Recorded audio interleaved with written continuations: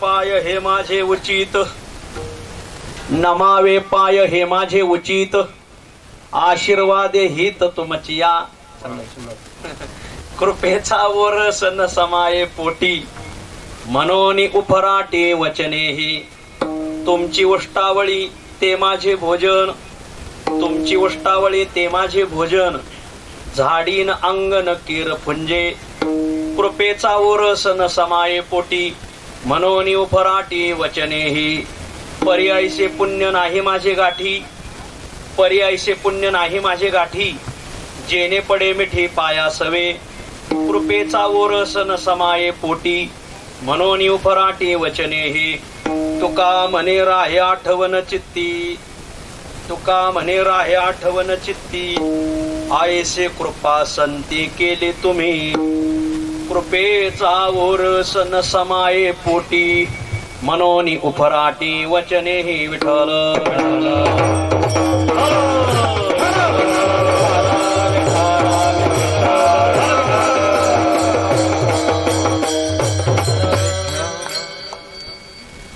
नमावे पाय हे माझे उचित, नमावे पाय हे माझे उचित, आशीर्वादे हित तुमचिया, कृपेचा ओरस न समाये पोटी, मनोनी उपराटे वचनेही, भक्तिभाव गाठी धन, भक्तिभाव गाठी धन, भक्तिभाव गाठी धन, त्या नमन दिवासी, त्या नमन दिवासी, त्या नमन दिवासी, त्या नमन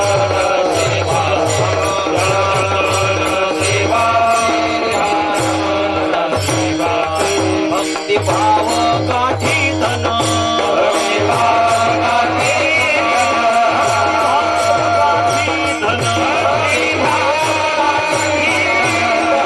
नमन जीवासी, नमन जीवासी,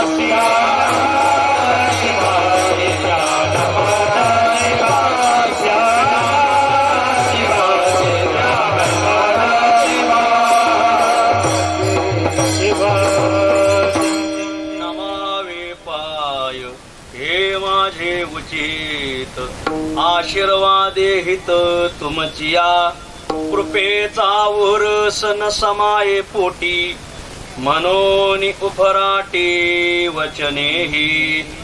प्रस्तुत स्थळी प्राप्त प्रसंगी संप्राप्त सेवेसाठी निवडलेला अभंग श्री क्षेत्र देहू निवासी असलेले त्रैलोक्य सर्वज्ञ, व्यवहार मर्मज्ञ, भाव उन्मेष सुज्ञ, उचित अनुचित तत्वज्ञ असे जगद्गुरु तुकोबाराय महाराजांच्या अखिल विश्वाला चंद्रभागा मातेप्रमाणे पावन करणाऱ्या अभंग संहितेतील आमच्या स्वानंद सुखनिवासी सद्गुरु जोग महाराजांच्या गाथेनुसार संत पर प्रकरणातील अभंग आहे.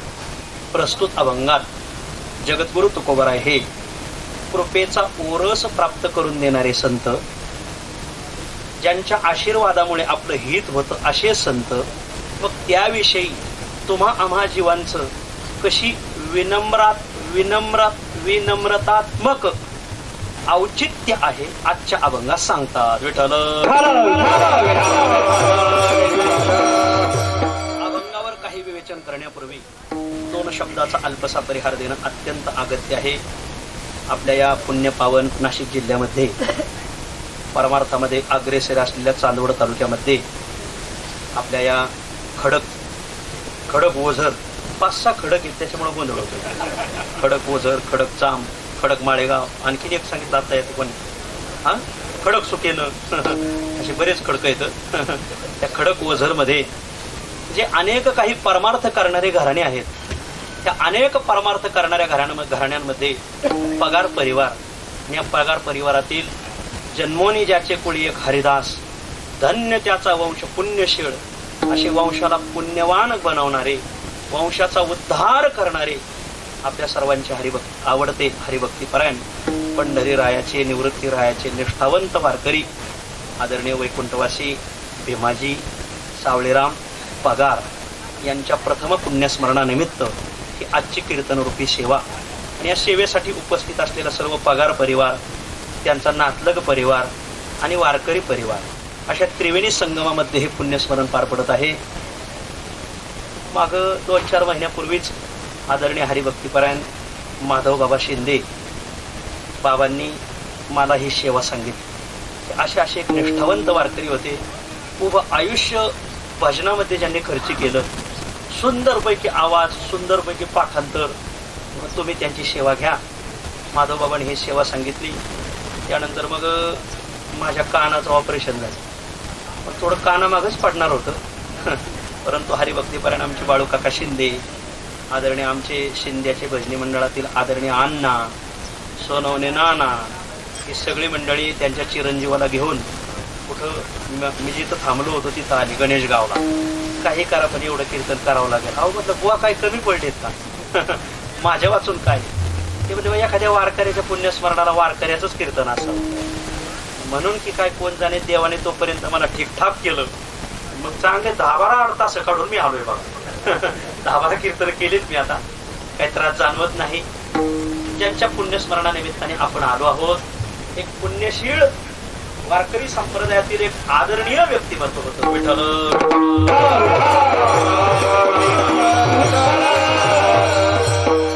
भगवंताने दैवी संपत्तीच्या गुणांनी त्यांना अलंकृत केलं. अनेक दैवी संपत्तीच्या गुणांनी त्यांना माळ घातली होती. सर्वात पहिला महत्वाचा गुण, ते कष्टाने भजन शिकले होते. मला आत्ताच त्यांनी माहिती दिली. त्यांनी सांगितलं की ते कुठंतरी भजन शिक, एका गावी गेले होते, तिथं भजन शिकवायचे. तर त्यांनी तिथं काम केले, लोकांच्या सालाने राहिले लोकांच्या घरी, पण भगवंताचं भजन शिकले. मला सालासाठी सालान नाही राहिले, भजनासाठी सालान.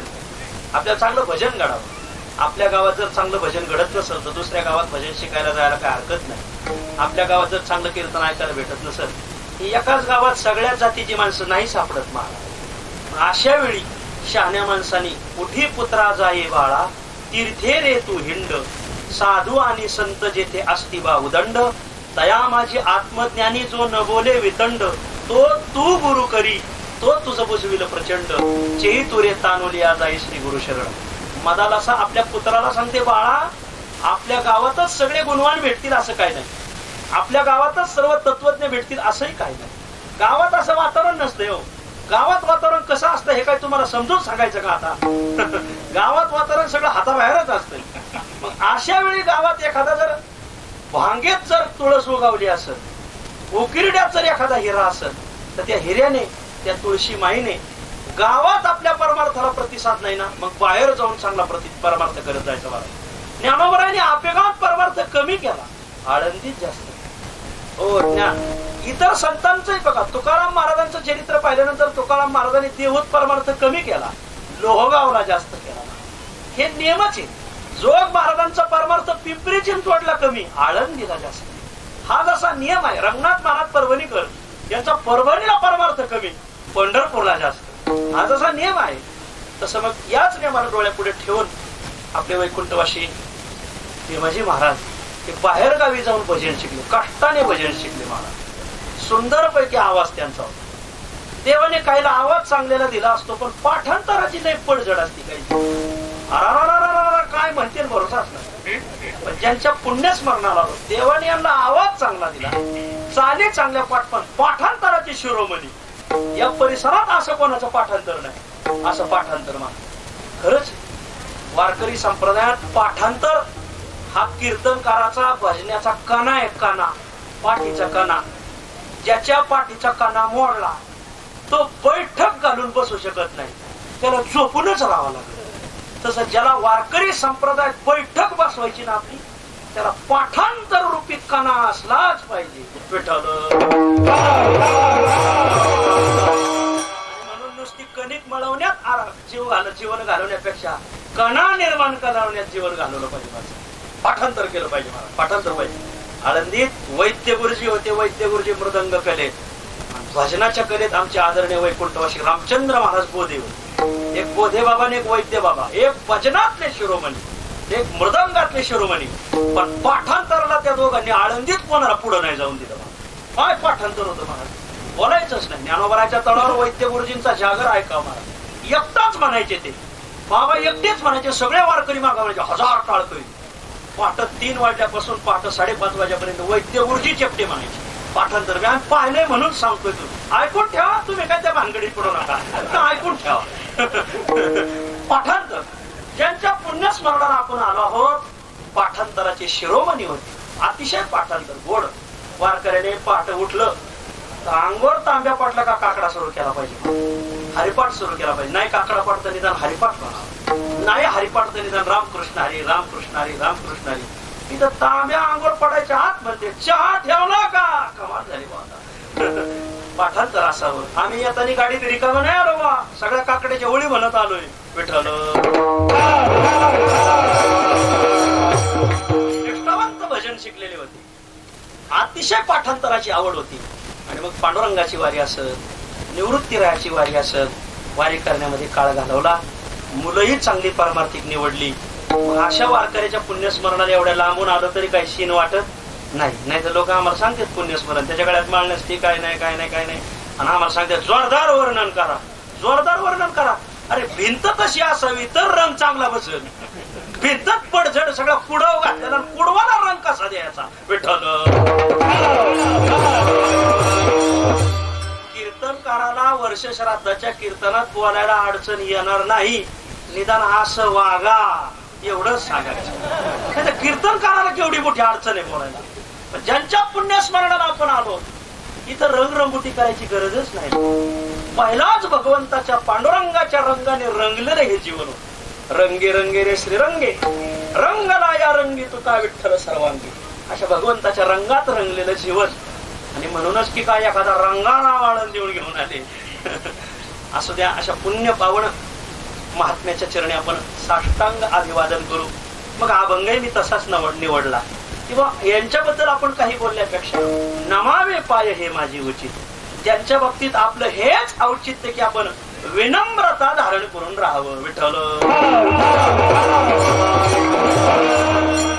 सर्व परिसरातील ज्येष्ठ श्रेष्ठ मंडळी, परमार्थ आणि राजकीय क्षेत्रातील मंडळी उपस्थित आहे. आदरणीय हरिभक्तीपरायण, ज्यांच्या पायावर आदराने मस्तक ठेवावं असे आदरणीय तुकाराम बाबा आपले परसुलकर, आदरणीय हरिभक्तीपरायण वसंत महाराज थोरमेसे, आदरणीय निवृत्ती महाराज काळे, आदरणीय एकनाथ बाबा शिंदे, आदरणीय आमचे छोटे गुरुबंधू समाधान महाराज पगार, उत्कृष्ट कीर्तनकार आदरणीय हरिभक्तीपरायण योगेश महाराज जाधव, आदरणीय बेनके महाराज, आदरणीय नवनाथ महाराज, आदरणीय मिलिंद महाराज, आपल्या परिसराचं मृदंगाचं भूषण, त्यांचा मोल होणार नाही असे अमोल महाराज, पेल महाले, आडनाव सुद्धा पाठीवर का माझं, तर आडतीच माझं कीर्तन असलं तेच वाजवते.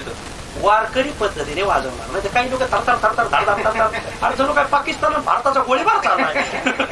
कीर्तनकाराला जे उचित आहे ते वाजवणार व्यक्तिमत्व. आणखीन बरीच महाराज मंडळी माझ्या पुढे बसलेली सगळेच आदरणीय हरिभक्तीपरायण संजय महाराज, हो गीतेला सुरुवातच तिथून आहे. धृतराष्ट्र संपल्यावर सुरुवातच त्यांनी केली बघा. उत्कृष्ट असे निवेदक आदरणीय संजय महाराज, आदरणीय चंदू दादा, वारकरी संप्रदायाचे थोर उपासक आदरणीय बाबाजी पाटील कुशारे, आणि आणखी सगळी मंडळी, आमचे बाळासाहेब संचेती, आणखी ज्ञात अज्ञात महाराज मंडळी, तुम्हा सर्वांच्या चरणी विनम्र भावाने नमस्कार करतो. तासाभरात सेवा आवरतो. नमावे पाय हे माझे उचित, आशीर्वादे हित तुमची या, कृपेचा ओरस न समाये पोटी, म्हणून उपराटी वचनेही आजच्या अभंगात आशीर्वाद देणाऱ्या संतांविषयी, कृपेचा ओरस प्राप्त करून देणाऱ्या संतांविषयी आपल्यास तुम्हा आम्हा जीवांचं औचित्य आजच्या अभंगात सांगितलंय. विठ्ठल संपूर्ण मृत्यूलोक हुशार लोकांनी वारलेला आहे.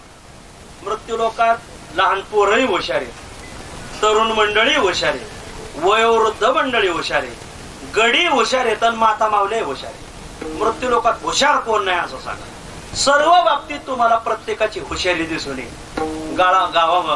गावामध्ये शाळा होती आणि शाळेमध्ये काहीतरी कार्यक्रम होता आणि त्या कार्यक्रमानिमित्त संपूर्ण बालकांच्या पालकांचा मेळावा ठेवला. गुरुजींनी सांगितलं, हे बघा बाळांनो, उद्या आपल्या शाळेमध्ये पालक मेळावा आहे, मग येताना तुम्ही तुमच्या पालकांना घेऊन यायचं. मुलं म्हणजे ठीक आहे गुरुजी, आम्ही आमच्या पालकांना घेऊन येऊ. पोरं हुशार होती.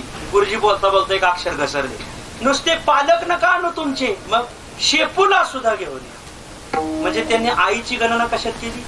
शेपूत केली.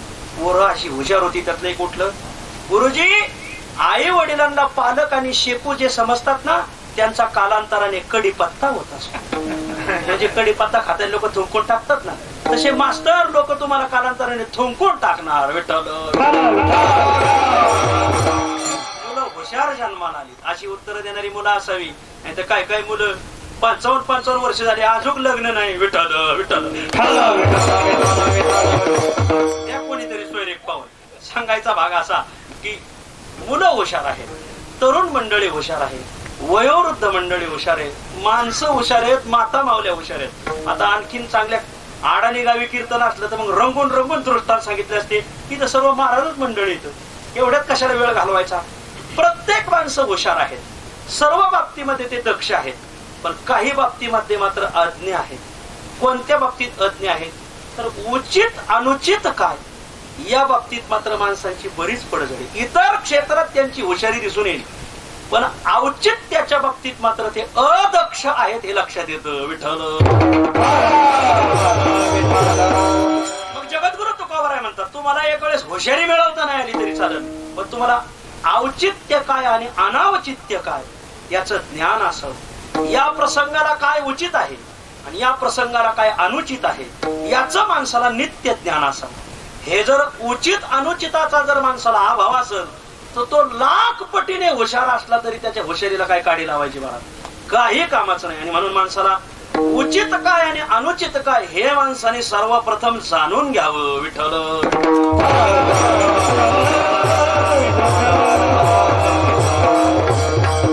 उचित जाणावे मुख्य धर्म आधी, उचित जाणावे उचित जाणावे मुख्य धर्म आधी, उचित चित्त शुद्धी बुद्धी आई स्थिर, चित्त शुद्धी बुद्धी आई स्थिर, चित्त शुद्ध बुद्धी आई स्थिर, चित्त शुद्ध बुद्धी आई स्थिर, उचित जाणावे मुख्य धर्म आहे,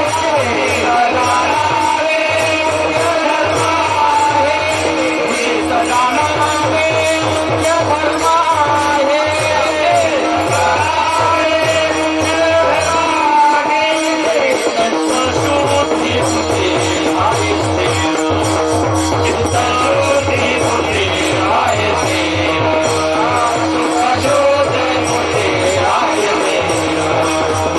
जाणावे मुख्य धर्म आहे,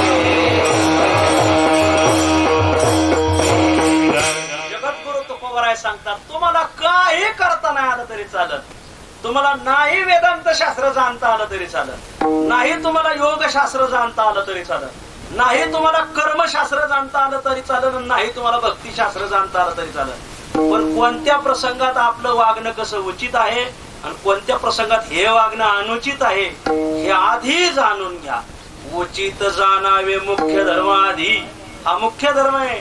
आधी उचित जाणावे हा मुख्य धर्म आहे. मला चित्त शुद्ध बुद्धी ठाये स्थिर, उचित जाणावे. लोक धन मिळवण्यात काळ घालवतात, मान मिळवण्यात काळ घालवतात, इतर काही पद मिळवण्यात काळ घालवतात, पण हे मिळवत बसणं आणि उचित अनुचिताचा हा भाव ठेवणं म्हणजे शीन करून घेणं. शीन म्हणून तुकोबाराय सांगतात, तो का म्हणे उचित जाणा उगी शिना कशाला, कशाला शिनता तुम्ही, दुसरे कशाला खटाटोप करत बसता, पहिलं उचित जाणून घ्या. तुम्हा आम्हा जीवाला उचित कळत नाही म्हणून संतांचं सांगणे उचित जाणून घ्या. का हो जगद्गुरु तुकोबाराय, तुम्ही आम्हाला सांगता उचित जाणून घ्या, उचित जाणून घ्या. आम्हाला उचित अनुचिताचा अभाव आहे का? त्रैकालिक अत्यंत अभाव आहे, नुसता अभाव नाही, तिन्ही काळात आपल्याला अभाव आहे. आपल्याला उचितही कळत नाही ना अनुचित कळत नाही. सांगा सांगा सांगा कोणत्या बाबतीत आम्हाला उचित अनुचित कळत नाही? तुकाराम महाराजांनी एक दोन तीन प्रकार सांगितले. काय खावं काय न खावं हे आपल्याला उचित अनुचित कळत नाही. खाण्यास उचित काय, खाण्यास अनुचित काय हे कळत नाही. बर, कुठं जावं कुठं जाऊ नये हेही उचित अनुचित आपल्याला कळत नाही. बर, काय बोलावं काय बोलू नये हेही उचित अनुचित कळत नाही. आणि काय द्यावं काय देऊ नये किंवा कोणाला द्यावं काय द्यावं याचंही आपल्याला उचित अनुचित कळत नाही. हे चारही प्रकार तुकोबराच्या गाथ्यात आले. विठ्ठल काय खावं काय खाऊ नये याचं आपल्याला काय ज्ञान आहे का उचित अनुचिताचं? पाल खात असतात का? पाल झुरळ खात असतात का? गोम खात असतात का? गोम बेडूक खात असतात का? पण ते चीनचे येडे ते पाल खातेत, गोम खातेत, विंचू खातेत नांगी कट करून. आणि मग त्यामुळं पशूंच्या शरीरात सुप्त असलेला व्हायरस समाजात आला. हा कोरोना व्हायरस मानव शरीर निर्मित नाही. मग हा व्हायरस पशूंच्या शरीरात होता, वटवाघुळीत होता असं सांगतात बा आरोग्य खात्याचे तत्वज्ञ. ते म्हणतात हा व्हायरस वटवाघुळ्याच्या शरीरात होता. मग गाव इथून मग लाखो वर्षापासून वटवाघुळा फिरतात म्हणजे गावगाव. तर कधी कोणाला हा व्हायरस बाधक ठरला नाही. सध्या का बाधक ठरला तर ते चीनचे लोक वटवाघळा खायला सुरुवात झाली आणि मग तो व्हायरस माणसाच्या शरीरात आला. असे पशूंच्या शरीरात 3000 व्हायरस आहेत. किती? त्यातला आत्ताशी एक आलाय. जे जे पशु खातेत ना त्यांनी ध्यानात धरा. आत्ताशी एक आलाय. अजून 2999 राहिलेत. आपल्या खडगं पुढं बांधायचं. आत्ताच जागा सांगून ठेवा. हे पशु खाणाऱ्यांना हे सूचना आहे मला. नाही म्हणजे पण आम्हाला ते दवाखान्यातच सांगितलं की तुम्ही पशु खा. मग ते बरोबर आहे ना. त्यांचं गिऱ्हाईक वाढलं पाहिजे ना. विठ्ठल चंदूदादा जागतिक आरोग्य संघटना सांगते की जर 100 पॉझिटिव्ह असतील तर त्यातले 10च शाकाहारी तर 90 मांसाहारी. आणि जर 100 मेले असतील तर त्यातले 10 शाकाहारी तर 90 मांसाहारी.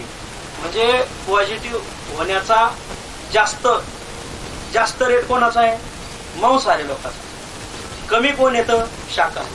तरी तोच आग्रह काय? पांढरे लिंब खा. कमाल झाली. म्हणजे काय खावं काय खाऊ नये याच्या बाबतीत लोकांना उचित अनुचित कळत नाही. महाराज आता तुम्ही एवढ्या दुरून आले तर तुम्हीच सांगा काय खावं. तर सांगू का काय खावं? उत्तर एका वाक्यात कष्टाचं खावं हेच उत्तर येतं. हरामाचं खाल्लं का याचे गणती आपण त्यांच्या दारात जाऊन बसलो सांगा कष्टाचं खावं. खरं सांगा कष्टाचं खाणाऱ्या माणसाला कोणाला दुःख नाही. अहो आपल्याकडे सगळ्या बागा आता याच्या कशाच्या? द्राक्षाच्या बागा आहेत. याला काम करणारी माणसं कुठली तर ते कोकणातली सुरगाणा बागला. त्यांना कधी दुखणं झालेलं ऐकलं का तुम्ही कधी भारतात? त्यांना दुखणंच नाही का? कष्टाचं खाते. म्हणजे आम्हाला दुखणं का? आता ते तुम्ही समजून. शिष्टम स्पष्टम सुस्पष्टम. विठ्ठल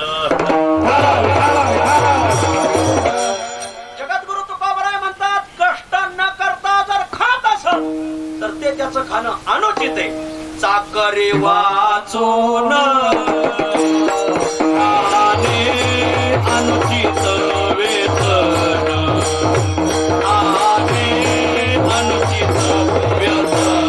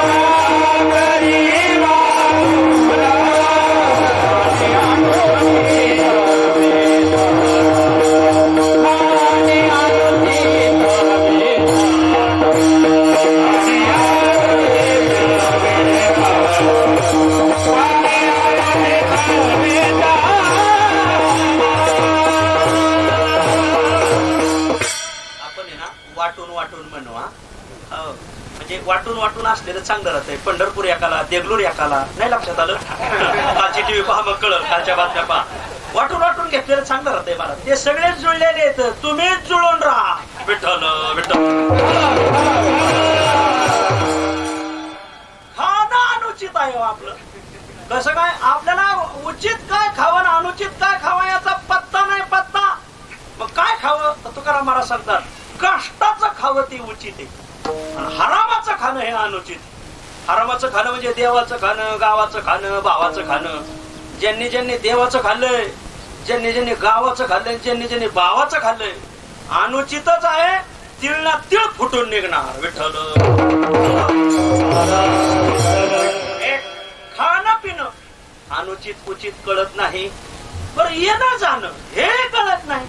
कुठं जावं, कुठं जाणं उचित आहे, कुठं जाणं अनुचित आहे. औचित्य अनावचित्य गमनागमनात कळावं. पण दुर्दैव याचंही ज्ञान लोकांना नाही. काही ठिकाणी बोलावलं नाही तरी जावं. तुका म्हणे जवळी न पाचारिता जावे. अरे कीर्तन असेल, गावात काल्याचं कीर्तन असेल, जागराचं कीर्तन असेल, कोणाच्या घरी भजन असेल, नाही बोलावलं तरी जावं. तुम्ही भजनाला नाही दिसले, आम्हाला फोन आला नाही. बावळ्या, तुला फोन येईल यमाचा. तुला भजन शिकलाय कशाला तू? देवाने तुला गायनाची कला दिली, देवाने तुला मृदंगाची कला दिली. कशासाठी दिली? देवाने तुला टाळ वाजत शिकवलाय ना. मग तू त्या टाळाच्या रूपाने सेवा कर पांडुरंगाची. देवाला दुसरी पूजा मान्य नाही. तुम्हाला जे कर्म येतंय त्या कर्मरूपी कुसुमांनी जर तुम्ही पूजा केली तर तीच देवाला आवडते. 18 अध्यायात दया सर्वात्मका ईश्वरा स्वकर्म कुसुमांची विरा. ज्ञानोबरायासारखे कर्मयोगी जगात सापडायचे नाही. तुम्हाला जे कर्म येतंय त्या कर्माने भगवंताची पूजा करा. जरा ट्रॅक्टर चालवता येतोय ना, मग सप्ताह आहे ना, 2-4 चढ येत ना, त्याने चढ नांगरून काढून द्यायचे. जाऊ द्या गाडी इथून वाट करायची नाही म्हणले मी तिथंच खत आणून टाकेन. बर आहे देव तुला बघता नीट करायला. नाही पॉझिटिव्ह निघाला तर कदम मावली नको म्हणून मला. आपल्याला जे कर्म येतंय त्या कर्माने देवाची पूजा करायची. तुला गायन येतंय ना, जा तिथं भजनाला. आमंत्रण नाही आलं वाट पाहू नको. तुका म्हणे जवळीनं पाचारीत जाय. मृदंग येतोय ना, जा वाजवायला. टाळ वाजवता येतोय ना, हो, पण मला फोन नाही आला म्हणून गेलो नाही. त्या बोचं कीर्तन आहे मी नाही येणार, त्या घरी भजन आहे मी नाही येणार. मग देवाने चूक केली, तुला टाळ वाजायला शिकवला. आता देव तुला पुढच्या जन्मात टाळ्या वाजवायला शिकवेल आणि टोल नाक्यावर ठेवील.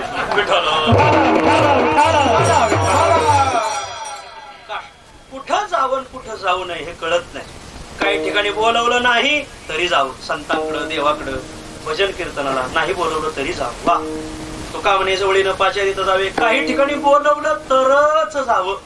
लग्न समारंभ असेल, आधी काही गोष्टी असतील, बोलवलं तर जावं. काही समारंभात जर आपल्याला आमंत्रण असेल तर जाऊ नये. तुम्हाला माहिती आहे ना प्रकरण, सती आणि भगवान शिवशंकर यांना भगवान शंकराचे सासरे सतीचे सख्खे वडील दक्ष यांनी भगवंताला बोलवलं नव्हतं. सती माता न बोलावता गेली होती. तर काय प्रकरण झालं, अखेर शेवट प्राणाला मुकावं लागलं.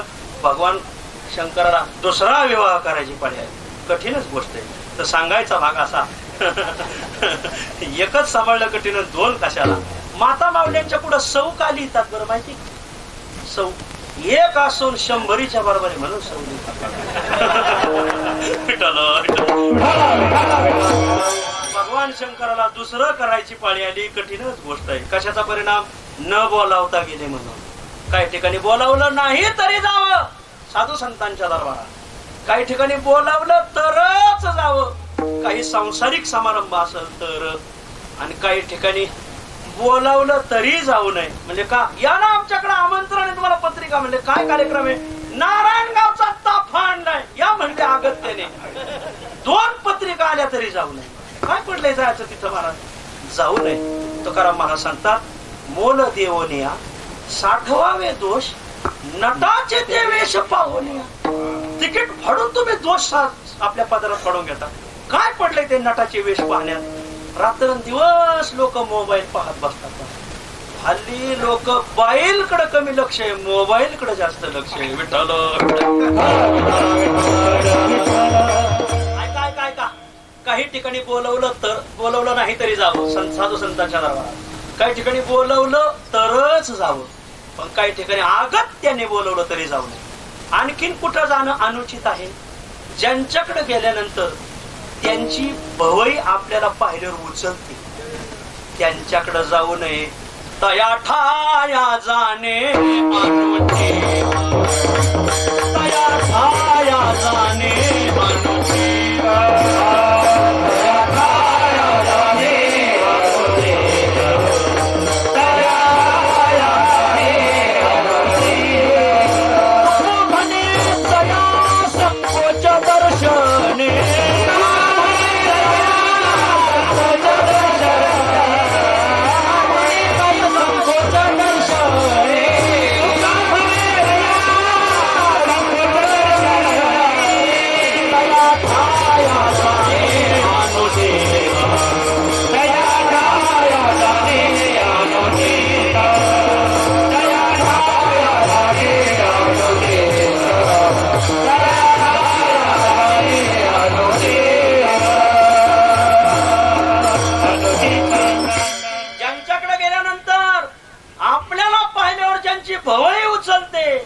जे आपल्याकडे पाहून दुसरीकडे पाहतात, आपल्याकडे पाहून खाली पाहतात, आपल्याकडे पाहून दुसऱ्या संग बोलतात, म्हणजे आपल्याला टाळायचा प्रयत्न करतात. माणसं 6 प्रकारे नकार देतात. कीर्तन झाल्यावर सांगतो नकार 6 प्रकारे दिला जातो. मला कीर्तन झाल्यावर सांगतो, आता नाही सांगत, ते लांब बोल म्हणून मला वेळ थोडा आहे.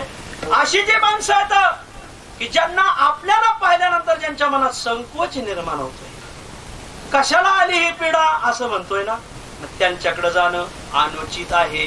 तो का म्हणे, जया संकोच दर्शने तया ठाया जाणे अनुचित. खाणं पिणं याच्या बाबतीत औचित्य अनावचित्य कळत नाही. जाणं येणं याही बाबतीत आपल्याला औचित्य अनावचित्य कळत नाही. तिसरी गोष्ट, बोलणं न बोलणं याही बाबतीत औचित्य अनावचित्य कळत नाही. हल्ली बोला हे सांगायची गरजच नाही. मला गप्प बसा हे सांगायची गोष्ट आहे. कोणी बोलत येत, मला माणसं भेटले तरी बोलत येत, फोनवर बोलत येत. मित्राचा फोन आला, घरच्याचा, नातलगाचा, कोणाचा फोन आला तर बोलत. कंपनीचा फोन आला, तिकडून बाई बोलायला लागली, तिच्या संग तासभर बोलत येत. असले काही पठ्ठे आहेत. मला काय सांगा, बोला हे सांगायची गरज नाही, जरा शिस्तीत बोला हे सांगायची गरज. आपला 14 जानेवारीला एक सण येतो बघा. त्या सणाचं एक ब्रीद वाक्य आहे बघा, तिळगुळ घ्या गोड बोला. कसं बोलावं, साच आणि मवाळ, मितुले आणि रसाळ, शब्द जैसे कल्लोळ, मुखी अमृताची वाणी असं बोलावं. मला मधुरा वाणी होटी, अमृत हे मुखे श्रवतसे. तुम्हाला आठवस तर मी 10 प्रमाणे सांगून जाईल. विवेकाची ठरला बोल, ऐसे बोलावे की बोल. विवेकाची ठरला बोल, ऐसे बोलावे. विवेकाची ठरला बोल, ऐसे बोलावे की बोल. विवेकाची ठरला बोल, ऐसे बोलावे. आपल्या वचनाची काल, आपल्या वचनाची काल हरि भजना हरि भजना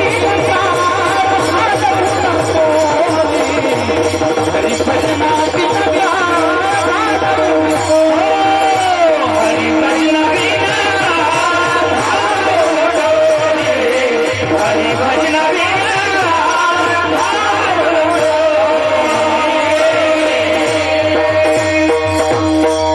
बोलो वैसे बोले जन बोले विठल बोले, जन बोले विठल बोले, जन बोले विठल बोले. बोलो ऐसे बोले विठल बोले, जन बोले विठल बोले, जन बोले विठल बोल वैसे बोल, जेने बोले विठ्ठल डोळे असं बोलावं की जे गाथ्यात असेल तसंच बोलावं. नाही लक्षात आलं, भावगीत न बोलावं. विठ्ठल तुम्हाला नाही कळायचं, आमच्यात कळत. आता सांगतो, राग मान नका. पहिलं प्रमाण भावगीतातलं आहे. आपल्या याच्यात भावगीत म्हणत नाही, कविता म्हणत नाही. कोणाचा बघा बरं का, घोटाळा होईल. विठ्ठल विठ्ठल सोयराबाईंचं असं तर पावनच आहे मला. जर का सोयराबाईचं नसल असं नाही. चांगला अभ्यास आहे, चांगलं पाठांतर आहे. बोलण्याविषयी आणि न बोलण्याविषयी औचित्य काय, अनावचित्य काय हे लोकांना कळत नाही. आता गावगाव कीर्तन झालं, ते गावगाव काय होते तर लोकांना सूचना देणारे, श्रद्धांजली वाहणारे हे जास्त हे येतात माईक पुढे आल्यानंतर. आता ते दिवसभर कुठं तरी दशक्रियांना श्रद्धांजली वाहिलेल्या, सत्यातलं कीर्तन, महाराजांचं कीर्तन झालं, काय बोलावं काय नाही बोलावं, काय तारतम्य आहे का? तारतम्यच नाही. महाराजांनी फार सुंदर कीर्तन केलं. समस्त ग्रामस्थांच्या वतीने महाराजांना भावपूर्ण श्रद्धांजली. आमची हाडं नेले तिकडे परत्रंबकला. बोलण्याचं काही तारतम्य नाही. तुकाराम महाराज सांगतात, मांडवाच्या दारा पुढे आणला म्हातारा, म्हणे नवरी आणणारा अंड, जाळा नवऱ्याचे तेच तोंड. तुकाराम महाराज म्हणतात, उचित न कळे जिव्हा भलतेची बरळे. हे प्रमाण लागत. बोलण्याविषयी औचित्य काय आणि अनावचित्य काय लोकांना अजिबात कळत नाही. 3 सांगितल्या, खाणं पिणं औचित्य अनावचित्य कळत नाही. या बाबतीत येणं जाणं औचित्य अनावचित्य कळत नाही. 3रं सांगितलं तुम्हाला की बोलणं न बोलणं याविषयी औचित्य अनावचित्य कळत नाही. आणि ते न घेणं काय कळत आहे आपल्याला, ते न घेण्यातलं ज्ञानोबराय म्हणतात एका जणाच्या घरी अमृताचा सागर आला. मग त्याने त्याला काय द्यावं? तर घरात आंबाड्याची भाजी होती, पुढं मांडली. घ्या आता. अरे अमृताच्या सागराला काय पुढं द्यावं हे तर कळलं पाहिजे. परे रंके अमृताचा सागरू देखोनी पुढे उचिताचा विसरू. ज्ञानोबराय म्हणतात मग तया धावे पाहुणेरू करू शाखांचा. ज्ञानोबराय म्हणतात मग तो त्याला काहीतरी आंबाड्याची भाजी पुढे ठेवतो. कोणाला काय द्यावं कोणाला काय देऊ नये हेही कळत नाही. एकदा पांडव महापंथाला जात असताना यमपुरी लागली. यमराज म्हणले धर्मा आमच्या एखादा चांगला बंगला बांधला महाराज चालेल. लोक काय म्हणतात महाराज बंगल्यात पाय लावा. तसं ते म्हणले धर्मा यमपुरी आहे जरा पाय लावा. यमराज आले. त्याने हार घातला, शाल दिली, श्रीफळ दिली. श्रीफळाच्या खाली काहीतरी दिलं. दिल्यानंतर म्हणले या आता. घरी बोलवलं बांगला नाही दाखवला. म्हणले मला यमपुरी पाहायची. म्हणजे पाहण्याचा कार्यक्रम नाही ठोकायचा कार्यक्रम म्हणजे पाहायचीच मला. मग दोन जबाबदार दिले. दोनच येतं. दोघाला सांगितलं जा 2 यमदूत दिले यांना सर्व यमपुरी दाखवा. पाहत असताना पाहत पाहत पाहत रवरव नावाचा नरका आला. आणि त्यात पाहिलं तो हात टोकले तर हात कोण दिसलाय का? दुर्योधन. आणि मग धर्मराज म्हणतात सुयोधना इकडं कसा? ते दुर्योधना म्हणत नव्हत्या म्हणून तर धर्मराज युधिष्ठिराला धर्मराज नाव का पडलं? जन्मभर धर्माने चालले म्हणून धर्मराज. वा सुयोधना अरे इकडं कसा? आणि चल चल चल चल हात दे. आता काय हात दे? अडचणीच्या काळात भाऊबंद नाही भेटावा माणसाला. भाऊबंद भेटले तर भलतच वाईट होते. कशाला आले खापल्या काढायला? चल चल चल चल हात दे. हात दे म्हटल्यानंतर दुर्योधनाला एवढं वाईट वाटलं. अरा ज्यांचं राज्य आपण हिसकावून घेतलं, जे झोपले असताना आपण ज्यांच्या घराला आग लावली, ज्यांच्या अन्नात विष कालवलं, ज्यांच्या माता माऊलीचा आपण वस्त्रहरण करण्याचा प्रयत्न केला, ज्यांच्या पत्नीचा, आणि तेच आपल्याला पुन्हा हात द्यायला तयार झाले.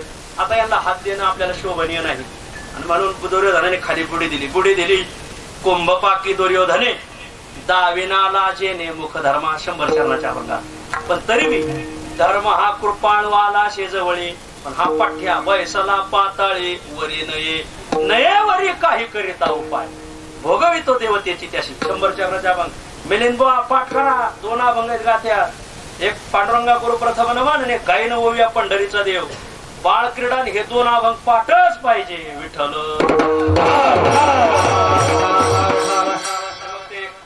धर्माने तो वर येणं म्हणून भाई माग सारली कोपरा इतकी आत हात घातला ढवळलं. तर मग दुर्योधन काय वर येणार येत नाही. बोल हात वर काढला, नळ चालू केला, हात धुतला, माग पाहिलं. आपले असेच 2 शब्द बाकी तो हे सेवक हसले. यमदूत हसल्यावर धर्माच्या लक्षात आलं मोठी माणसं मोघम नाही हसत, काही मोघमच हसत बस खाली. 2 चोपदार का हसले? अरे का हसले तुम्ही? काय नाही. का हसले सांगा? म्हणजे सांगतो पण अभय द्या. म्हणजे देतो अभय. कोपरा इतका हात तुमचा नरकात बुडावा एवढं पाप होत. बरोबर ते कर्म ते भोग देऊन सरलं म्हणून आम्ही हसलो. माझं पाप कोपरा इतका हात नरकात बुडावा म्हणून काय बोलतोय? आता ते म्हणजे आम्हाला विचारू नका. पक्षश्रेष्ठीला विचार. ते तुमच्या मागे इडी का लावली असं तुझ्यामधून म्हणले. मग ते गेले पक्षश्रेष्ठीकडं. ते नुसते पक्षश्रेष्ठी नाही यमराज होते. आणि मग तिथे गेल्यानंतर म्हटलं का हे म्हणतात तुमच्या कोपरा इतका हात बुडावून नरकात एवढं पाप होतं. आणि म्हणून ते सरलं बघा आता पाप. हे धर्मा पेरल्याशिवाय उगत नाही. कोण म्हणतं यमराज काय बोलताय? म्हणजे पेरल्याशिवाय उगत. पेरलं कधी? म्हणजे आता बोलल्यावर राग म्हणू नका. बोलले नाही अमुक अमुक माग आठवा जरा तुमच्या जन्माचा इतिवृत्तांत. तुमच्याकडे राज्यकारभार पाहत असताना कोणीतरी एक मनुष्य पैसे मागायला आला होता अमुक अमुक दिवशी. और हो आला होता. दिले का तुम्ही? हो दिले. देणं पाप आहे का? हो पैसे देणं पाप नाही, पण दिलेल्या पैशाचा हा विनियोग काय करणार आहे याचा विचार केला का तुम्ही? म्हणजे त्याचा विचार कशाला करायचा? न्यायच आहे. मुलगी देत असताना पैसा देत असताना विचारच करायचा. आणि अन्नदान करत असताना विचार करायचा. अन्न देत असताना सर्व भूती द्यावे. अन्न शुद्धेल या अन्न. भुकेला मनुष्य आहे ना त्याला अन्न द्यायचं. अन्नावर भुकेल्याचा अधिकार आहे. मग तो चोर असो नाही तर साव असो. अन्नदान कोणालाही करा, पण कन्यादान करत असताना आणि द्रव्यदान करत असताना विचारच करावा. द्रव्य आणि कन्या येथे कुळ कर्म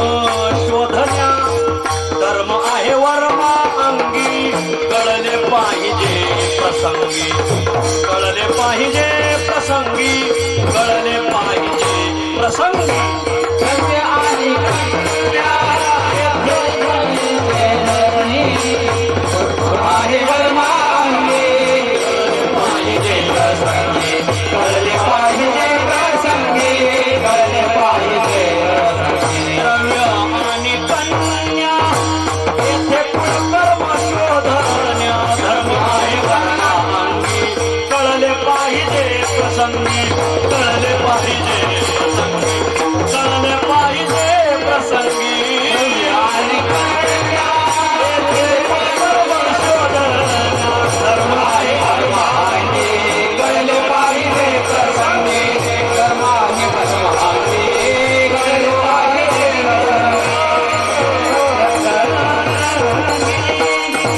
पहिले 4 कडवे घेतले म्हणून दुसरी चालय मीच म्हणून 4 कडव्याची म्हटलो मागच्याला अडचण नाही बुवाजी कोणाला अडचणीत नाही टाकावं मला सरळ असावा कळले पाहिजे प्रसंगी तर सांगायचा भागाचा द्रव्य देत असताना आणि कन्या देत असताना जरा विचार करा पोरगी कोणाला द्यायची नाही ती काय वाटावरली गौरी तीच माझी नवरी हे असं आहे का मुलगी देत असताना 50 वेळा विचार करायचा आपल्या जातीचा आहे का कोणत्या कोणाचा आहे नाही म्हणजे शासनाने त्याला जरा विरोध केलाय शासन काही सांगन नाही म्हणजे बहुमतावर निवडून आलंय गावात बहु जास्त कशा मूर्ख जास्त का शहाणे जास्त बोला बोला प्रत्येक गावात शहाणे जास्त का मूर्ख जास्त अहो बहु मूर्खच असतात शहाणे थोडेच असतात नाही म्हणजे बहुमतावर निवडून आलं त्याचाच तर परिणाम आहे हा मग ध्यान धरा मुलगी देत असताना द्रव्य आणि कन्या येथे कुळ कर्म शोधण्या उलट करायचा कन्या देत असताना कुळाचा विचार करावा आणि द्रव्य देत असताना कर्माचा विचार करावा हे जे तुम्हाला फोन करतात ना तुम्ही तारखेला फोन करतात हॅलो आहे का तारीख आहे ना मग घ्या लिहून हो पण आमचं काय तुम्हाला माहिती आहे का मग तुम्हाला माहिती आहे ना तुम्ही वारी करीत नाही ठरवून जाताय वड्यातून गाडी मागा आणताय मध्ये माणूस घालताय हे माहिती आहे ना आम्हाला मग ते म्हणतात आम्हाला 35,000 द्या तर त्यांना म्हणजे 35 45 घ्या पण तुम्ही या पैशाचा विनियोग काय करता हे पहिलं सांगा विनियोग काय हे कळायला पाहिजे मला तुकाराम महाराज सांगतात हेच झालं धर्माचं कोणाला द्यावं आणि कोणाला देऊ नये याचं औचित्य अनावचित्य कळलं नाही आणि म्हणून धर्माला कोपरा इतका हात नरकात बुडावा लागला आपलं तर मला वाटतंय त्याचा गुढे भव नदी ताफा असं धर्मा तू ज्याला पैसे दिले त्या पैशाचं त्याने जाळं विकत घेतलं आणि निष्पाप नदीतले मासे मारले आणून विकले त्या निष्पाप माशांच्या मृत्यूला कारण तुम्ही दिलेले पैसे म्हणून पावती फाडत असताना बुवा याचा विनियोग काय करतोय 50 वेळा विचार करायचा विठ्ठल ऐका 4 गोष्टीचं औचित्य अनावचित्य आपल्याला कळत नाही बोला खाणं पिणं येणं जाणं बोलणं न बोलणं देणं घेणं याचं औचित्य अनावचित्य कळत नाही म्हणून तुकाराम महाराज सांगतात काही कळालं नाही तुम्हाला तरी चलन पण तुका म्हणे उचित जाणं उगी शिना कशाला तुम्ही शिनलेत ना ह्या गोष्टी न कळल्यावर विठ्ठल आम्हाला उचित अनुचित कळत का नाही संत तुकोबर आहे आम्हाला सांगायला तयार झाले आम्हाला का कळत नाही तर त्याची 2-3 कारण सांगितली पहिलं कारण इंद्रियाच्या अधीन झाला उचित अनुचिताचा विसर पडतो माजला उचित अनुचिताचा विसर पडतो आणि कलीचा प्रभावच असा आहे उचित अनुचिताचा विसरच पडणार विठ्ठल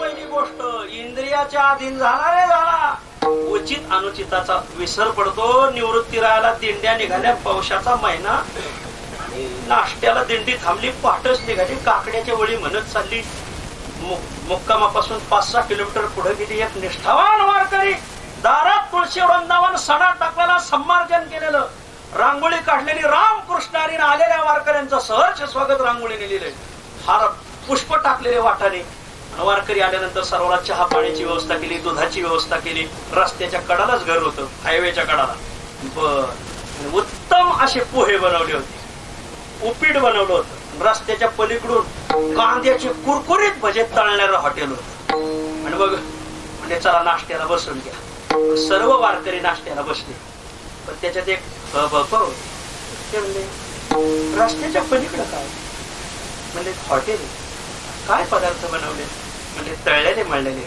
त्याला काय होतंय पदार्थत्व अवच्छेदकाने तेही पदार्थच आहेत पण हेही पदार्थच आहेत दोन्हीमध्ये पदार्थ तोच आहे. मग हा बसा बसा वारकरी इकडे बसा तुम्ही, एक कार्यकर्ता घेतला जरा तिकडे जरा जाऊ. असे हुंगे बरेच झालेत आपल्या कार्यकर्ता चौकून हुंगून येतात महाराज. का मग त्याने खाल्ला तो प्रसाद मग काय असं ते जेवले तिकडे भजे बिजे खाल्ले. त्या तिंडीत एक नष्टावान वारकरी होता. त्याने सांगितलं का हो तुम्हाला कळू नये तिथं खावं की न खावं. त्याला काय होतंय अन्नच आहे ना ते, मांस नाही ना खाल्लं. ते शिकलेत बडबड करते पण कशाचा परिणाम हा इंद्रियाच्या अधीन झाले. उचित काय ना अनुचित काय हे कळत नाही. घडलेली गोष्ट सांगतोय मी विठ्ठल. उचित न कळे इंद्रियाची ओढी मुखे बडबडे शिकले ते. आणि मग शिकलेलं सांगायला लागलं. विचार सागरात तसं कुठं सांगितलं होतं हॉटेलातलं खाऊ नका नाही का. मुखे बडबडे शिकले ते उचित न कळे इंद्रियाची ओढी. इंद्रियाच्या अधीन झाला का उचित अनुचित कळत नाही माणसाला. खरं सांगा रावणाचे 4 वेद पाठ होते. ब्रह्मदेवाला पुढे बसवलं वेद म्हणून दिले. ब्रह्मदेवाने वेद म्हणून घेतले. वा रस्व दीर्घ प्लुत उदात्त अनुदात्त स्वरित अनुनासिक अनुनासिक तुमच्या डोक्यावर नाही मांडवून जाईने. हे उच्चाराचे प्रकार आहेत वेदाचे. ते आमचे रामकृष्ण महाराज लय सांगते घनपाटन चाटान मालान त्याच्याकडे शिकायचंय तेवढं राहिले माझं शिकायचं. बरंच सांगते तर केवळ सगळं शिकलं होतं कोण रावण सगळं येत होतं त्याला महाराज. तुम्ही बरेच ऐकले वाटतंय पण ध्यान धरा महाराज. नाही रावणाला इंद्रियाच्या अधीन झाला आणि उचित अनुचिताचा विसर पडला. शिकलेल्याची ही गती तर आपलं काय व्हायचं कठीणे. शास्त्रान्यदित्यपि भवन्ति मूर्खाः. शास्त्रानी अदित्य अपि. शास्त्र शिकून सुद्धा माणसं मूर्खासारखी वागतात. उचित अनुचिताचा अभाव. कशाचा परिणाम इंद्रियाची ओढी. तुकाराम महाराज सांगतात उचित नकडे इंद्रियाची ओढी. आणखीन उचिताचा अनुचिताचा विसर का पडतो माजल्यामुळं. धनाने माजला मानाने माजला. त्याला माजलेल्या बैलाला काय म्हणतात तुमच्याकडे माहिती का. तुमच्याकडे काय म्हणतात सांड चांगला शब्द आहे. तुमच्याकडं वळू. आणखीन काय नाव आहे पोळ. आणखीन एक नाव आहे ते आलं पाहिजे बोला लोक. काठाड्या एक नाव आहे बघा. असे जे धनाने मानाने पदाने झालेले जे कठाळे आहेत ना यांनाही उचित अनुचित कळत नाही. माजल्या न कळे उचित अनुचित ते काय. न खावे ते खाय बोले तोंडी. तुकाराम अक्षर महाराजांची एक पदार्थातला अक्षरच नाही आपल्या. उचित अनुचित कळत नाही इंद्रियाच्या अधीन झाला. उचित अनुचित कळत नाही माजला. आणि उचित अनुचित कळणारच नाही का कलेचा प्रभाव. विठ्ठल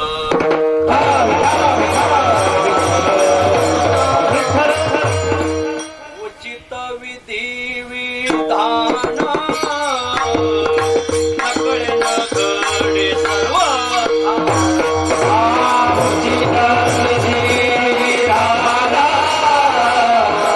नकळे सर्व.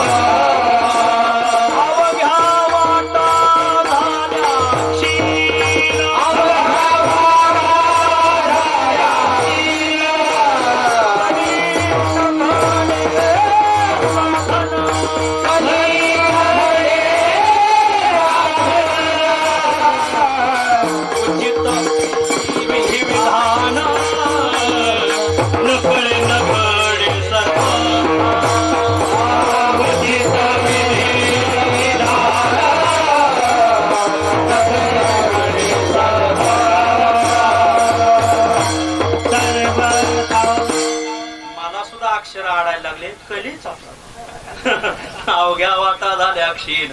कली न घडे साधन. काय होईल कलीत उचित विधी विधान न कळे न घडे सर्वथा. कलियुगाचा हे महात्म्यच आहे. याच्यात लोकांना उचित आणि अनुचित औचित्य आणि अनावचित्ताचा अभाव निर्माण होईल. कळणार नाही ठीक आहे. मग महाराज तुम्हीच सांगा आम्हाला आता आमचं उचित काय आणि आमचं अनुचित काय. तुकोबाराय म्हणतात हे तुमच्या क्षेत्रावर अवलंबून आहे. म्हणजे तुम्ही क्षत्रिय असाल तर क्षत्रियाचं उचित अनुचित हे शास्त्रात आले. तुम्ही जर माता पिता असाल तर उचित अनुचिताचा स्वतंत्र धर्म सांगितलेला आहे. नाही तुम्ही जर देव असाल तर त्याचंही उचित अनुचित हे शास्त्रात आलेलं आहे. आणि तुम्ही जर साधक असाल तर त्याचंही उचित अनुचित हे शास्त्रात आलेलं आहे. नाही म्हणजे आम्ही क्षत्रिय आहे मग क्षत्रियाचं उचित काय रणांगणातून पळून येणं हे क्षत्रियाचं उचित नाही. तो ज्ञानोबा राय सांगतात बोला आता क्षत्रिय आता उचित जे क्षत्रिया तेची कर्म धनंजया सांगो ऐक प्रज्ञेची या बरोबरी. ज्ञानोबा म्हणतात क्षत्रियाला जे उचित कर्म आहे ते आता आम्ही सांगतो. सांगा. 8-9 प्रकारे सांगितलंय. क्षौर्यम तेजो धृतिर्दाक्षम युद्धे चाप्यपलायनम दानमीश्वर भावत्वम क्षात्र कर्म स्वभावजम. क्षत्रियाचं उचित कर्म काय त्यात अनेक प्रकारे आलेलं आहे. रणांगण हे अनेक प्रकारच्या सौभाग्याने प्राप्त झालेलं असतं. जन्मभर मृदंग कला शिकला त्याचं सौभाग्य पंढरीची वारी. आपण आपल्या मृदंग कलेने पांडुरंगाची सेवा करा. जन्मभर भजन शिकला त्याचं सौभाग्य आळंदीची वारी. ज्ञानोबराच्या वारीला जावं, मुक्त कंठाने ज्ञानोबराच्या गुणानुवाद गावा.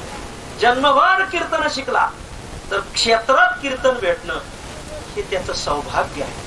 आळंदी, पंढरी, देहू, त्र्यंबकेश्वर, पिंपळनेर, महिपती महाराजाचा ताराबाद, अंतापूर ताराबाद नाही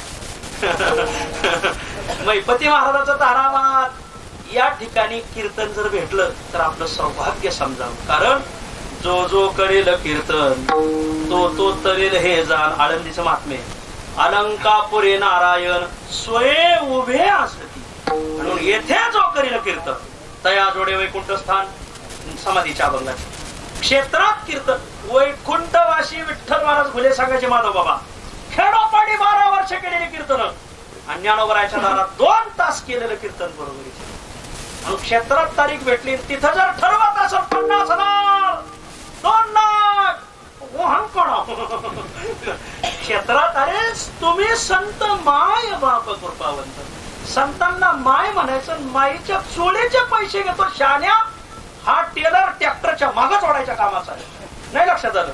आईच्या चोळीचे जर पैसे घेत असत तर त्या टेलरला काय म्हणा ट्रॅक्टरच्या मागच ओढावा खत भरावा विठ्ठल. तसं क्षत्रियाला जन्मभर क्षात्र विद्या शिकलाय तर त्याचं सौभाग्य रणांगणे. क्षत्रिय बहुत पुण्य अर्चिजे तै झुंज ऐसे नाही जे जैसे वाटे जाता आडळे जे चिंतामणी. सांगत बाबा ज्ञानोबा म्हणतात चालता चालता एखाद्याच्या पायाला चिंतामणी लागला. हा त्याचं सौभाग्य. जन्मभर केलेल्या प्रवासाचं सौभाग्य. चालता चालता वाटाला चिंतामणी लागला. जन्मभर शस्त्रविद्या शिकला. जन्मभर धनुर्विद्या शिकला. भाला फेक शिकला. गोळा फेक शिकला. घोडा फेक शिकला. त्याचं सौभाग्य रणांगण. आणि मग सौभाग्याने रणांगण प्राप्त झाले ना मग रणांगणात पाड दाखवणं हे क्षत्रियाचं उचित नाही. हो क्षत्रिया रणी पळवणी जाणे हे कोण सहेला जिरवाने का वैधव्य पाचारणे महासती येते. जन्मभर माता माऊलीने पतीची सेवा केलेली इच्छा होती की मला सौभाग्यवतीचं मरण यावं. पण वैधव्य प्राप्त झालं त्या माता माऊलीला अडचण वाटते. तसं रणांगणातून पळून येणारा एखादा क्षत्रिय असत तर त्याला ते अनुचितच आहे. आणि म्हणून क्षत्रियाचं उचित कर्म रणांगणातून पाठ न दाखवता मागे येणं. जुन्या काळात रणांगणातून जर क्षत्रिय माग आला तर बायका त्यांना ओवाळायच्या पण तशा ओळख नव्हत्या. आधी पाठ पायाच्या. पाठीला जर वार नसल पायापासून डोक्यापर्यंत आरती ओळायच्या. पाठीकडे करा पाठीला वार असल तर तशाच धक्का द्यायच्या हाकलून लावायचे. आता मी धक्का म्हणलो निवृत्तीनाथ महाराज वक्ते होते ते जरा पुढे बोलायचे लाद घालायच्या ते बघायच्या. ऐका क्षत्रियाने रणांगणातून पळून नाही आलं पाहिजे. हे क्षत्रियाचं उचित कर्म. राजे शिवछत्रपती कर्नाटक प्रांतात त्याने स्वारी केली.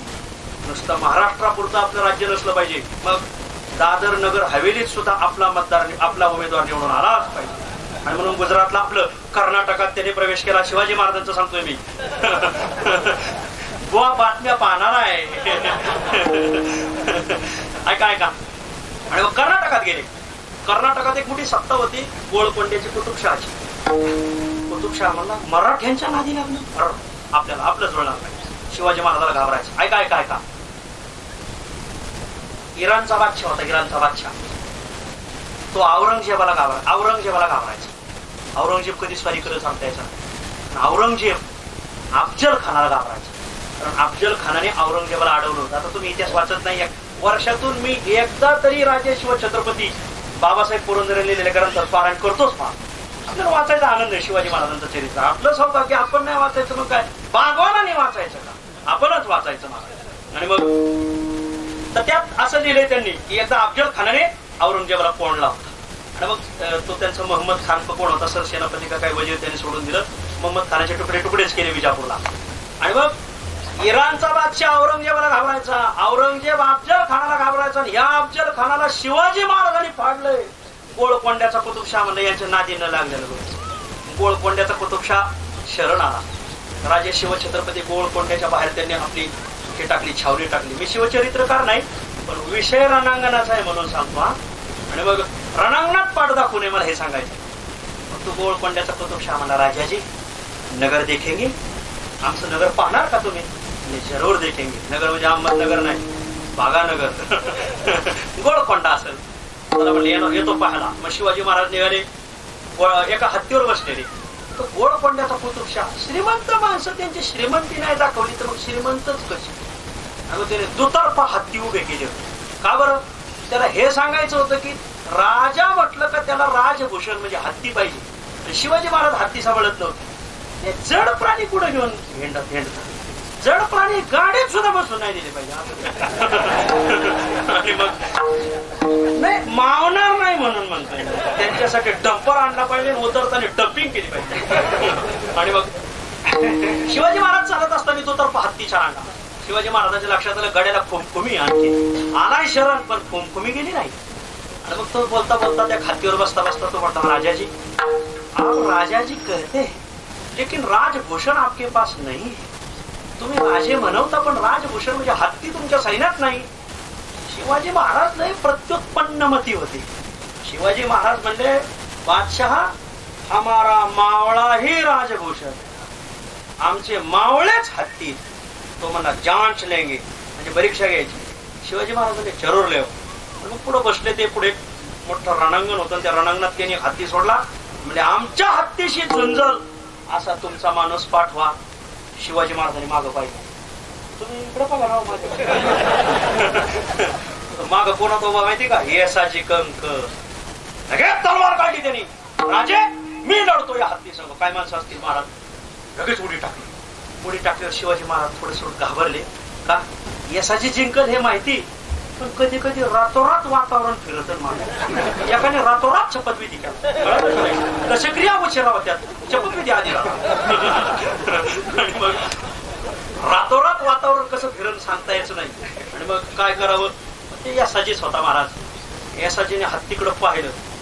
हत्ती हा प्राणी ना महाराज, त्याचं एक गोष्ट फक्त दुर्बलता आहे त्याची. काय? त्याला स्वतः भोवती लवकर फिरता येत. जड प्राणी ना, जड प्राण्याला स्वतः भोवती फिरता येत नाही.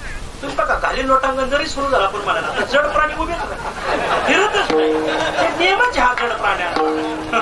घालीन लोटांगणला फिरायला काय हरकत आहे का काय? आणि मग यसाजीने त्याची ती नाजूक बाब ओळखली आणि यसाजीने तलवार काढली. हत्तीच्या तोंडाकडे गेला. हत्ती त्याला सोंडेत धरणार का तो मागं गेला. हत्ती वळून मागं जाऊ तो फिरायचा. हत्तीला फिरू लागला. फिरवता फिरवता त्याने 5-6 वेळा फिरवला. हत्ती गुंग केला त्याने. आणि मग हत्तीच्या तोंडाकडे यसाजीचं तोंड केलं. यसाजी त्याला माहित होते शेवटची संधी. आता का संधी हुकली महाराज. परत आपला मुख्यमंत्री होणे नाही. परत आपल्याला हत्ती जिंकणं सोपं नाही. आणि मग त्याने तलवार काढली. एकच गाव हत्तीच्या सोंडेवर टाकला महाराज. हत्तीची सोंड तुटली. हत्तीचा जीवच सोंडेत नव्हता महाराज. हत्तीने चितकाळी फोडली. हत्ती गतप्राण झाला. शिवाजी महाराजांनी उडीच टाकली. यासाठी उचलून घेतला महाराज. याला व्हायचं क्षत्रिय आरणी पळवणी जाणे कोण साहे राजेवाने माग यासाजीने उडी टाकली. आपण असतो तर शिवाजी महाराज लेकर वाळा उघड्यावर पडले. आता पुढे झाकलेली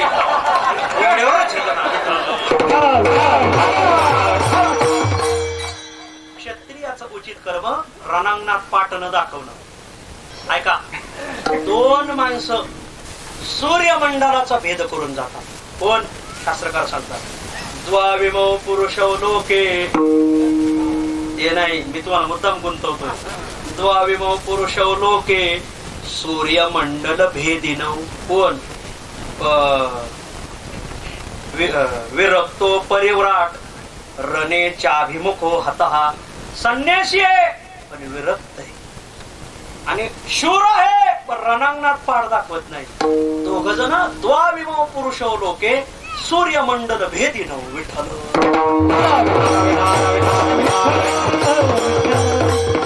कामने राणी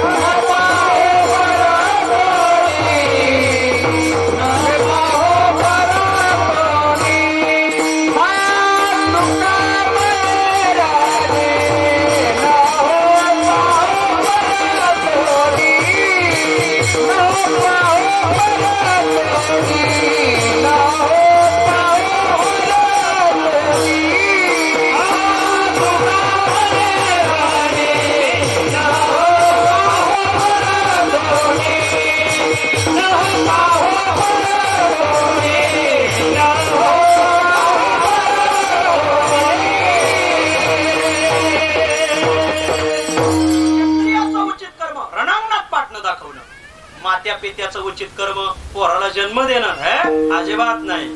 मग मुलांना संस्कार देणं हे मात्या पित्याचं उचित कर्म आहे. पोरं संस्काराने शोभतात, दुसऱ्या गोष्टीने शोभत नाही. नारी शीलेन घनश्च जलेन नृपो न्यायेन कंठो गायनेन. बर, आज सकाळीच पाठ केला. विठ्ठल धनम दानेन साधको भानेन बालाश्च संस्कारेण अलंक्रियते. शास्त्रकार सांगतात माता माऊलीचा अलंकार काय? शील. वा, गळ्यात मंगळसूत्र काय घातलंय? अमुक शील हा माता माऊलीचा अलंकार आहे. नारी शीलेन घनश्च जलेन. सुंदर पैकी आभाळ भरून आलंय, आभाळ आलंय, पण ते भरलेलं असेल तर ते अलंकृत आहे. नाहीतर आत पोकळ बाहेर पोकळ असू द्या. इकडं तिकडं जाऊ नका. नुसतं पोकळ आभाळ येऊन काय फायदा? पुढं सांगतात नृपो न्यायेन. राजा कोणाला म्हणतात? राजा कशाने शोभून दिसतो? ऐरावतावर बसतोय का राजधानीवर बसतोय का कोणत्या मतदारसंघात? ही पेक्षा न्याय निवाडा काय करतोय याच्यावरून राजा ठरतो. माझं गाव दादा, माझं गाव नगर तालुक्यात आहे. आमच्या गावाला भातुडी म्हणतात आणि आमच्या शेजारी चिचोडी पाटील. पाटील नाव का पडलं आहे माहिती? तिथे महात पाटील होऊन गेले बघा. गावचा कारभारी न्याय निवाडा करणार होता. एक मुलगा होता, वडील वारले, लहानच बाळ होतं, त्याला काय बोलता येत नव्हतं. इस्टेट मोठी होती, मुलाचं नाव वारसपत्र मुलाच्या नावावर केलं होतं. 2 आई होत्या, एक सख्खी आणि एक सावरत राही. आणि दोघींनी दावा दाखवला की हा माझा सख्खा मुलगा आहे, त्याच्या नावाची इस्टेट मला भेटावी. गेला कोर्टात दावा. कोर्टात दावा गेल्यानंतर आता न्यायाधीशाला काय सांगता येणार? 100-150 वर्षापूर्वीची गोष्ट. काय न्याय निवाडा करावा? महात पाटील आले, मी न्याय निवाडा. म्हणजे कसं काय? या कार्ट्यामुळं हा वाद लागला. हे म्हणती माझंच पोरग, ही म्हणती माझंच पोरग. हे कार्टच जिवंत नाही ठेवायचे. हा ना, कुऱ्हाड बाळावर कुऱ्हाड उघडली. जी सख्खी आई होती ना, थांबा थांबा थांबा, हे पोरग तिला द्या पण मारू नका. आणि दुसरी होती मारून टाका. तिला नको मला, तिला ना मला. नाशिकची म्हणे बरं काही. जी सावकार होती तिने टाका मारून म्हणले, याच्यात पुढं वाद आहे. दुसरी होती ती म्हणली बाळ तिला द्या पण मारू नका. महात पाटील म्हणले याच माईचं हे बाळ आहे ना, याला न्याय निवाडा म्हणतात. नाहीतर आपला न्याय निवाडा भावकी पाहून, आपलं मतदान पाहून, या आपल्याला मतदान देतोय का नाही हे पाहेन न्याय निवाडा. यमाने स्वतंत्र नरकाचं बांधकाम कर. विठ्ठल नारी शीलेन घनश्च जलेन नृपो न्यायेन कंठम गायनेन. कंठ हा गायनाने अलंकृत होतो. सुंदर कंठ आहे. त्याने वारकरी चाली म्हणणं हे त्याचा अलंकार आहे. वा, सिनेमाच्या अलंकार. पुढे सांगतात की धनम दानेन. उत्तम पैकी तुमच्याकडे द्रव्य आहे. दान धर्म करतो का कधी? दाने कापे हात. तुकाराम महाराज सांगतात नावडे ते विषय मात. दान करायचं म्हणजे का लखवा होतो. तुझ्या धनाची शोभा आहे का ती? अलंकार आहे का तुझं धन? नाही. तुझं भिशीत नाही तर केबिशीत गेलं तर पैन देतो. भिशी केबिशी नवीन मंत्र आणलाय मी, जप करायचा. बरेच जण त्याचाच जप करतात. काही भिशा बुडाल्या तर काही केबिशी बुडाले बघा. मी आमच्या नगर जिल्ह्यातलं सांगतोय. विठ्ठल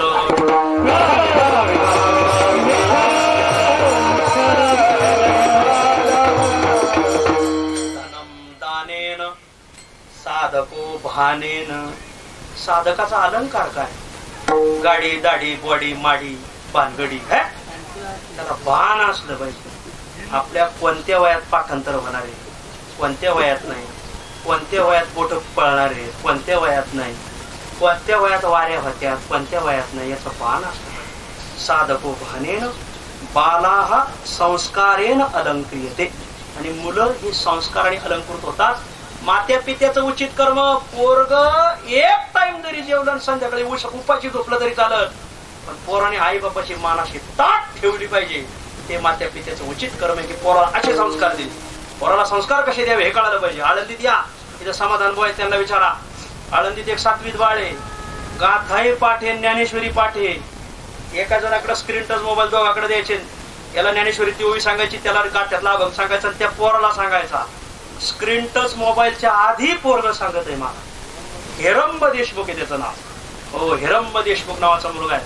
काय आईने संस्कार, बाप नाही बाळाला, आईने मुलगा घडवला महाराज. मात्या पित्याचं उचित कर्म, पोरांना संस्कार देणं. विठ्ठल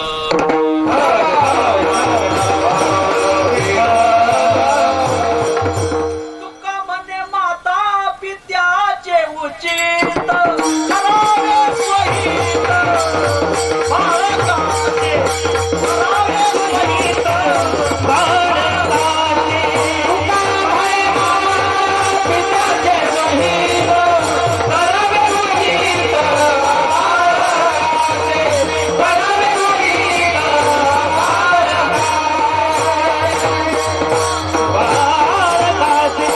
गुणाचं उचित कर्म रणांगणात पाटणं दाखवणं, मात्या पित्याचं उचित कर्म पोरांना संस्कार देणं, देवाचं उचित कर्म पतितांना पावन करणं. देवा अरे आम्ही पतित आहेत, आम्ही अपराधी आहोत, अपराधाचा केलो का म्हणे काय बोलो. अपराधी का? अल्पभाव, अल्पमती, अल्पायुष्य, नाही हातीन ह्या गोष्टीमुळं अपराधाची ओळलो मूर्ती. म्हणून अहो वेद मूर्ती परियसा. ऐका देवा, आमच्याकडे हे सगळं अल्प असल्यामुळे आमच्याकडे अपराध घडणार, पण अपराध करावं हे आमचं उचित आहे आणि आम्हाला तारावं हे तुमचं उचित आहे. म्हणून तुम्ही ते उचित चुकू नका. आता नको चुको आपुल्या उचिता, कृपाळवा कांता रखुमाईच्या, आचरावे दोष हे आम्हा उचित, तारावे पतित तुमचे ते उचित.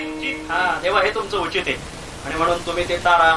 शूराचं उचित कर्म रणांगणात पाटणं दाखवणं, मात्या पित्याचं उचित कर्म पोरांना संस्कार देणं, देवाचं उचित कर्म पतितांना पावन करणं आणि साधकाचं उचित कर्म ज्यांनी आपल्यावर कृपा केली, कृपाया केली संत जनी, आणि ज्यांनी आपल्याला आशीर्वाद दिला, आशीर्वादे हित तुमची या, अशा संतांविषयी विनम्रता धारण करणं हे तुम्हा आम्हा साधकांचं उचित. हेच उचित तुकोबर आहे. सेवे करता घेतलेल्या अभंगाच्या पहिल्या चरणात नमवे पाया हे माझे उचित, नमवे पाया हे माझे उचित, नमवे पाया हे माझे उचित, नमवे पाया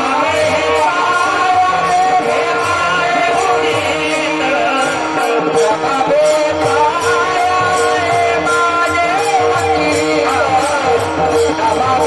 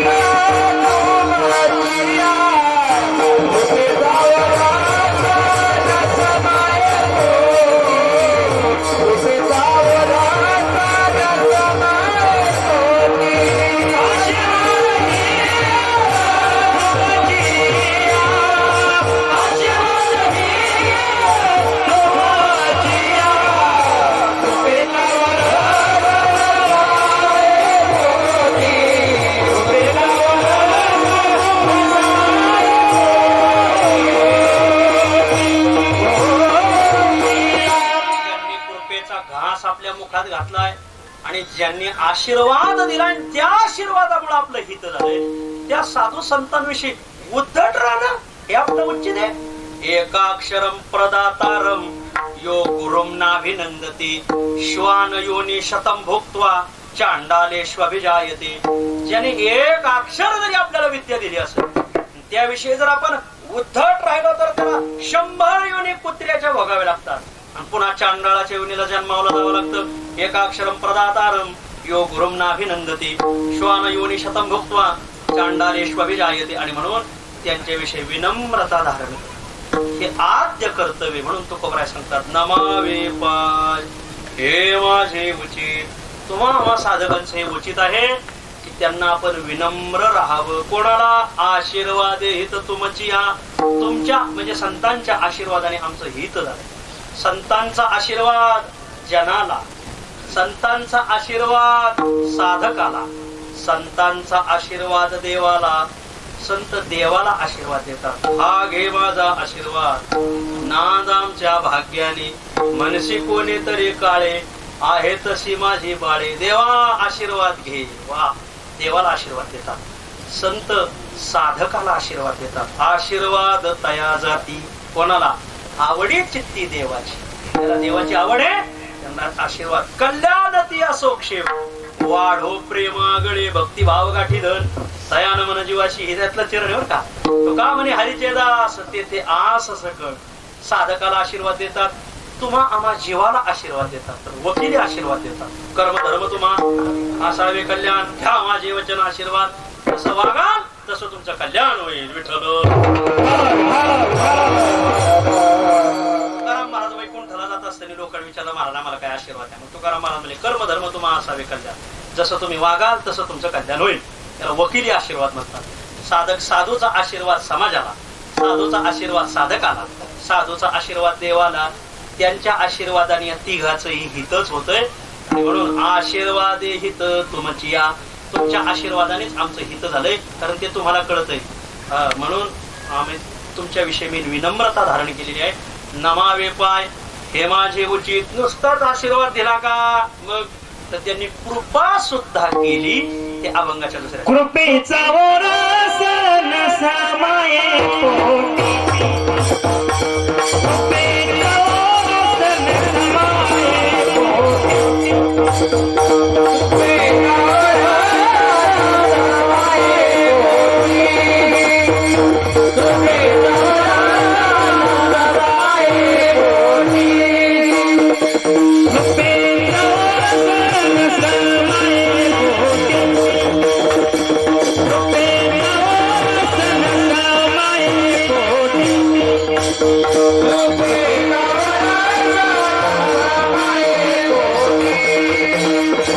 कृपेचा ओरस माये पोटी,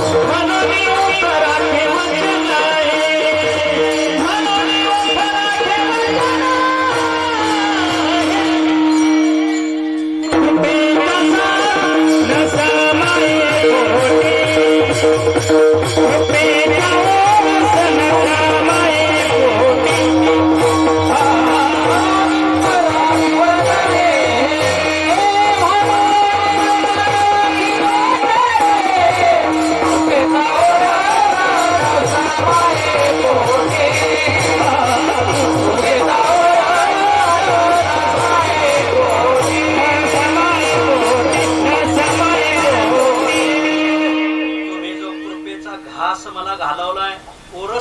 घास, त्या घासाने अंतःकरणात आनंद आता फाटून बाहेर निघाला लागलाय. कृपेचा ओरस न समाये पोटी, पोटी म्हणजे अंतःकरण. अंतःकरणात त्या कृपेच्या ओरस या जीव झाला. तो काठेला मौन्याची. तुकाराम महाराज म्हणतात तुमच्या ओरसाने माझा जीव झाला, तृप्त झाला. कृपेचा ओरस न समाये पोटी, परमार्थामध्ये अंतःकरणाची कृपा, शास्त्र कृपा, ईश कृपा, संत कृपा महत्वाची. त्यातली चौथी आजच्या अभंगात आलेली आहे. कृपेचा ओरस न समाये पोटी, तुमच्या कृपेचा प्रसाद माझ्या अंतःकरणात सामावेना. मग त्याच्यातून उतराई होण्यासाठी काय? मनोनी उफराटी वचनेही, वचनाने सुद्धा तुमच्या उपकाराची उतराई होणार नाही. पण तरीही मी उफराटी म्हणजे हे जाणून पुन्हा प्रत्युत्पन्न मतीने मी तुमच्या पुढे ही वचन मांडत आहेत. कृपेचा ओरस न समाये पोटी, म्हणून उपराठी वचने ही तुमची उष्टावळी, ते माझे भोजन. झाडी नांगण किर पुंजे, तुम्ही जो ओरस दिलेला आहे तो तुमच्या मुखातून आलेला आहे. उष्टावळी आहे तुमची, आणि तुमची उष्टावळी हेच माझं भोजन आहे. स्वतंत्र दिंडी सोडून मी दुसरीकडे जेवणार नाही. तुमची उष्टावळी हे माझे भोजन. दिंडी एकीकडे जेवतील, हे दुसरेच घर घेत हिंडत येतं. तुमची उष्टावळी हे माझे भोजन. तुमच्या मुखातून आली आली मुखा वाटे अमृत वचने, तर तुका म्हणे शेष घेईन आवडीन वचन न मोडी. तर ती वचने हेच माझी उष्टावळी, ते माझे भोजन. झाडीन अंगण केर पुंजे, मी तुमचं अंगण झाडीन, केर गोळा करील, नेऊन टाकील. केर पुंजे म्हणजे केराची ढीप गोळा केली नेऊन टाकील. परंतु तुमच्या पायावर मिठी पडेल एवढं पुण्य नाही माझ्याकडे. पर्यायसे पुण्य नाही माझे गाठी, जेणे पडे मिठी पायासवे. मी आवर्त घेतोय.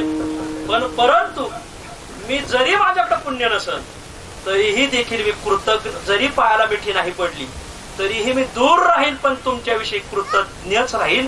कारण तुका म्हणे राहे आठवण चित्ती, आयशी कृपा संती केली तुम्ही, तुमचे उपकार कसे विसरावे. ज्यांच्या पुण्यस्मरणाला आपण आलोत यांच्या गुणांचे उपकार कसे विसरावे, विसरताच येणार नाही.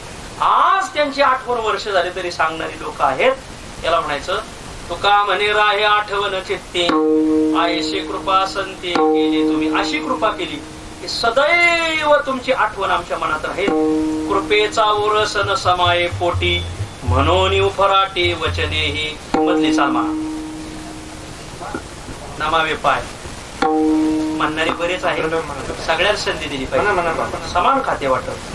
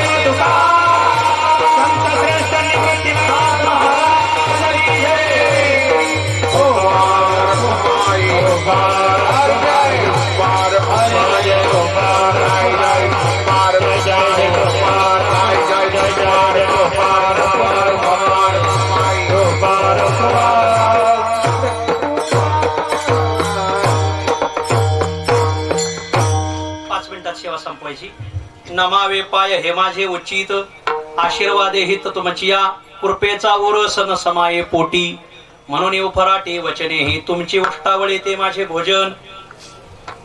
रामानंद स्वामी होऊन गेले, ज्ञानोबरायांच्या वडिलांचे गुरु रामानंद स्वामी, त्यांचे शिष्य आनंदानंद, त्यांचे शिष्य पोहरीदास, त्यांचे 2 ब्राह्मण शिष्य होते, आग्रजी किलजी.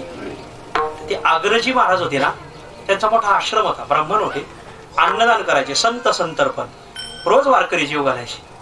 परिसरात एकदा दुष्काळ पडल्यानंतर एक माता माऊली आपले बाळ 4 दिवस उपवाशी होत, त्याला काही खायला देऊ शकली नाही. आई सुद्धा 6 दिवस उपवाशी होती. आई 6 दिवस, बाळ 4 दिवस उपवाशी, वडील नाही बाळाला.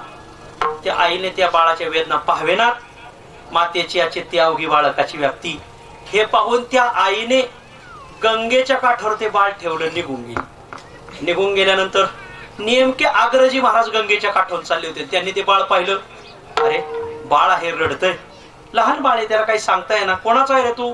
सांगता येणार. वडील नाहीत, फक्त एवढं सांगितलं. नाव काय तेही सांगता येणार.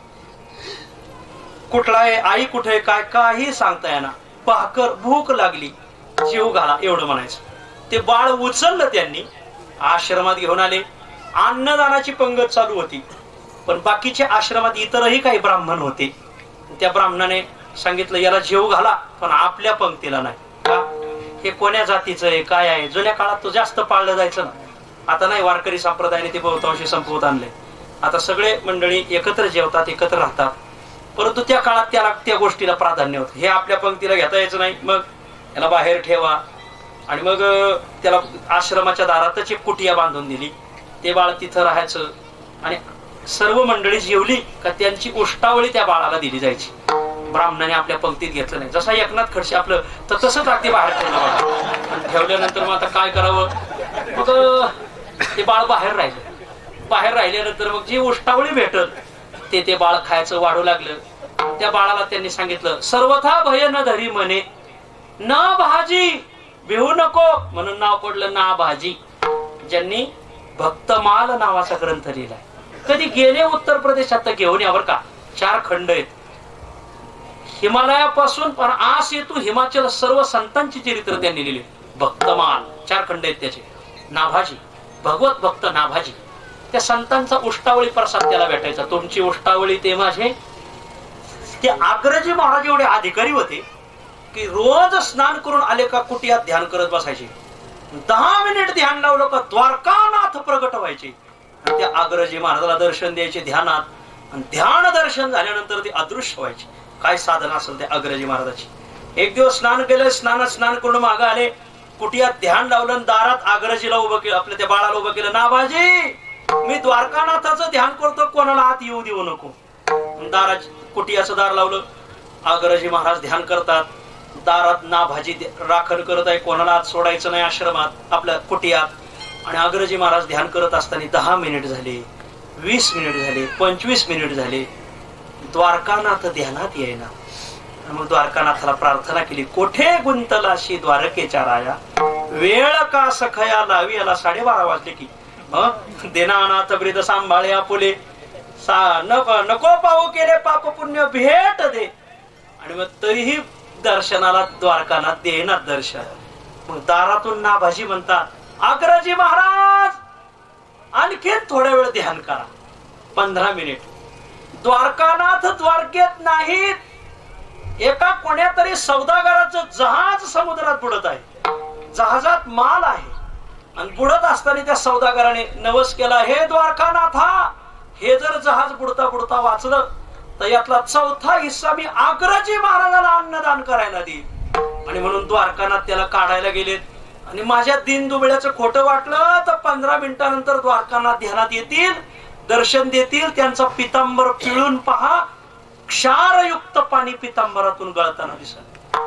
क्षारयुक्त पाणी. ते अग्रजी महाराज म्हणजे कोण्या जातीचं आहे माहित नाही.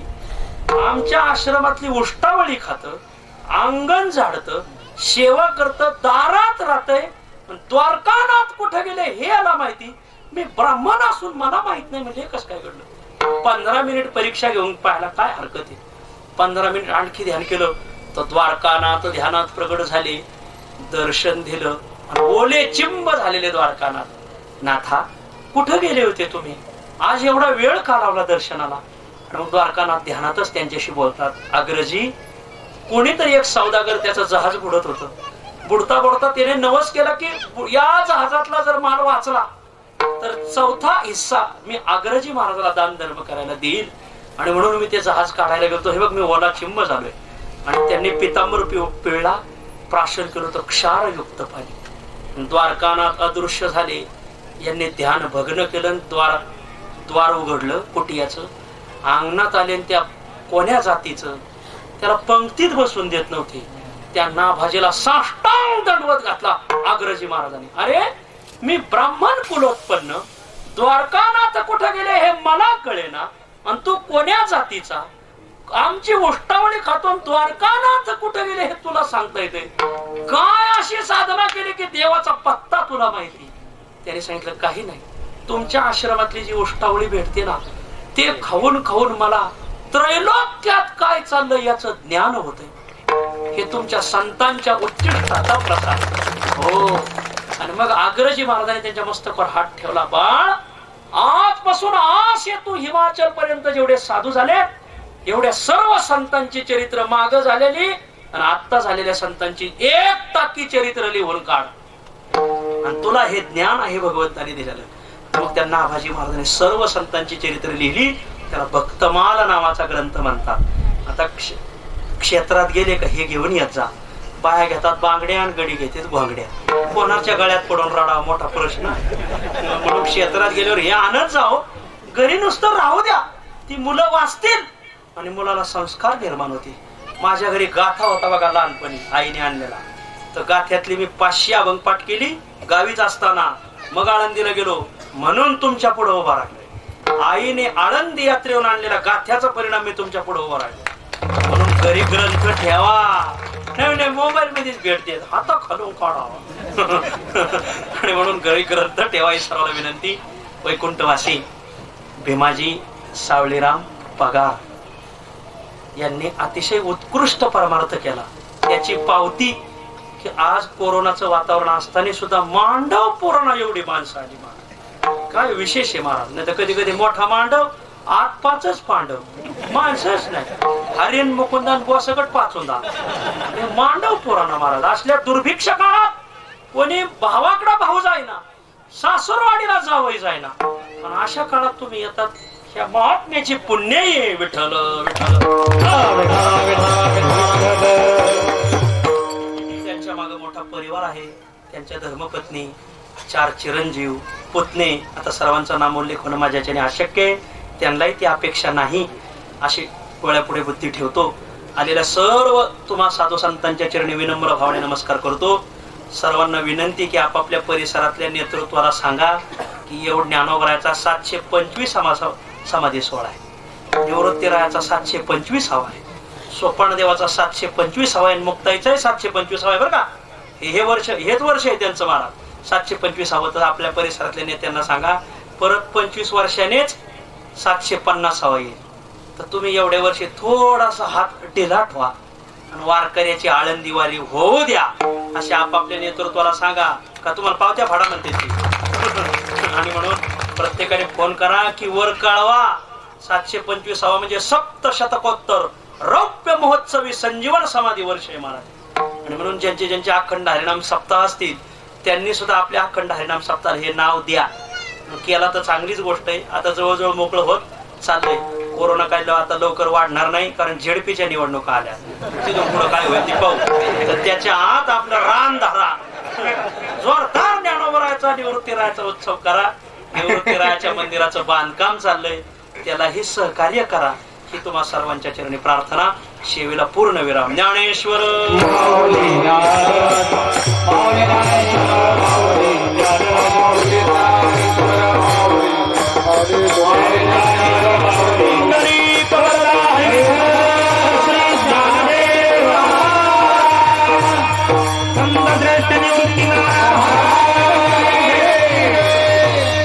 तुकाराम तुकाराम तुकाराम तुकाराम.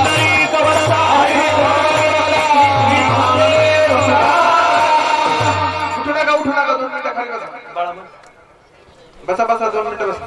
तुका म्हणे राहे आठवण चित्ती एक 5 तुका म्हणे राय आठवा